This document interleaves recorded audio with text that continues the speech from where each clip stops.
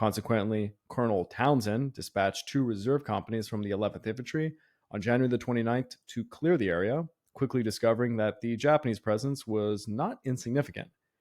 Townsend immediately called for reinforcements. Soon, the 1st Battalion of the 45th Infantry arrived and they attacked the Japanese from the south, while the 11th Infantry targeted them from the north. Despite their efforts, the Japanese held firm. They dug in, while the Allied artillery failed to dislodge the defenders within the big pocket. Both the small and big pockets were encircled and they were cut off from supplies, leaving the Japanese troops in quite a dire situation. General Morioka attempted to do airdrop supplies, but didn't really do well. The parachute pack simply fell into the hands of the starving Filipino and American soldiers, which is ironic given that this is usually the other way around, where the Japanese are scrambling to steal parachute supplies. Yeah. Morioka realized he needed to break through the defensive lines to reach the pockets and save his trapped men. By February the 6th, Morioka received reinforcements, and these were two battalions from Manila. Armed with this additional strength, he launched an attack shortly after midnight. His forces advanced down Trail 7, overrunning a platoon of the 11th Infantry, killing about 18 of the 29 men in their foxholes. It seemed like he was gaining ground, and he pushed further south, but the 11th Infantry quickly reorganized themselves, and they contained him, halting the Japanese advance just 800 yards from the big pocket. While Morioka attempted to intensify his efforts to reach the pockets, Wainwright began deploying additional forces against the Japanese.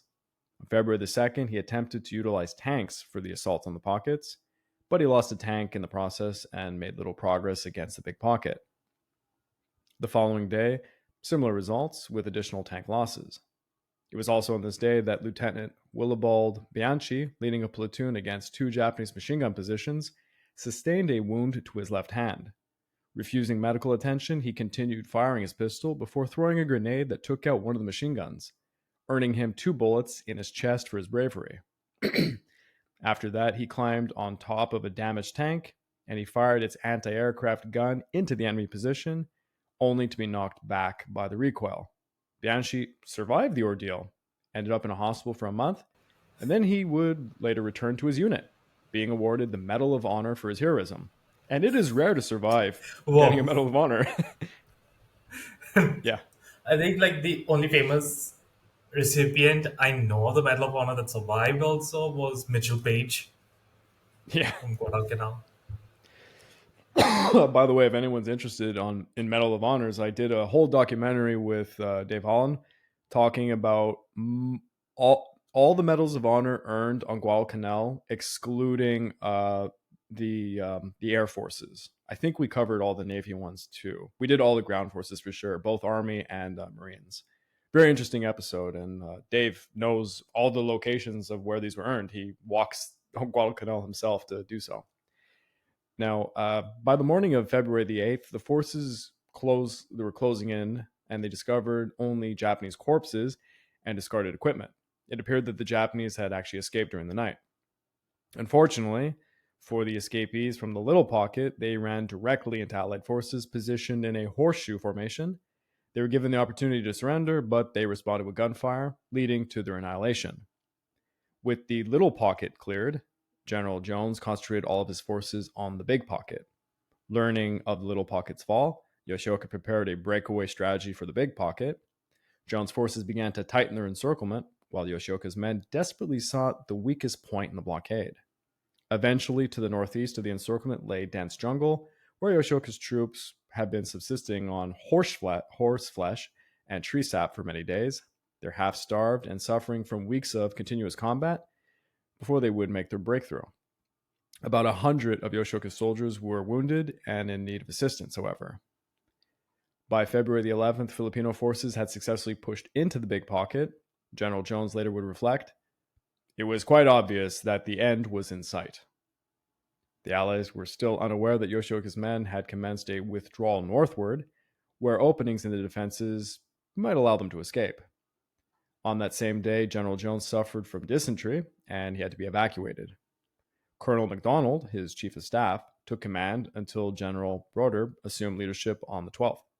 However, by then the fighting was nearing its conclusion, and hundreds of Japanese were found dead inside the Big Pocket. By the morning of February the 15th, Yoshioka and 377 of his men managed to break through the Allied defensive line, making their way back over to the Japanese forces within 4 days. Homa, having missed his 50-day campaign target, saw three battalions effectively annihilated. He was humiliated, and he would be forced to order a retreat several miles further back on February the 22nd. To add insult to injury, Homa had to request reinforcements from Tokyo. It seemed that the battling bastards of Bataan had dealt the Empire of Japan a bloody nose. And that's actually here that I think I'd like to stop the episode because it would be far too long to go through what is the rest of it and the end of the Battle of Bataan. Not to mention, we might also want to consider the assault on Corregidor, or would that be Yep. also a separate episode? I want to include the Death March because you have to All right, include the then Death March. probably we are looking at two more episodes for the series. Yeah, it's probably going to be two more because we are going to be covering Corregidor in depth because no one talks about the assault on Corregidor. It always seems to be, oh, they reached the end of Bataan, and yeah, Corregidor, it was like the next day it was gone. It's not really what happened. There was a defense at Corregidor, and I think it should be covered. But before I let the audience go, please, if you'd like to further support this channel, consider checking out the YouTube membership or my Patreon account at www.patreon.com/Pacific War Channel. By joining this, you get access to the exclusive podcast series. It's almost 30 episodes at this point. You get early access to all the content I make and voting rights for the subjects I will tackle next. Thank you for being a good hostage, Garav. And My pl- we got yep, no, I was just saying my we have a few pleasure. more episodes to go. Yeah. Sorry, we stopped each other twice there. My bad. But we're going to be covering this campaign to its fullest. And, well, we're going to be opening up a brand new campaign soon. I'm looking forward to it. It's going to be pretty extensive. And But yeah. and not to mention, we have some series also planned that we want to take off. We're going back in time for that. Yep. So until next time, bye, everyone.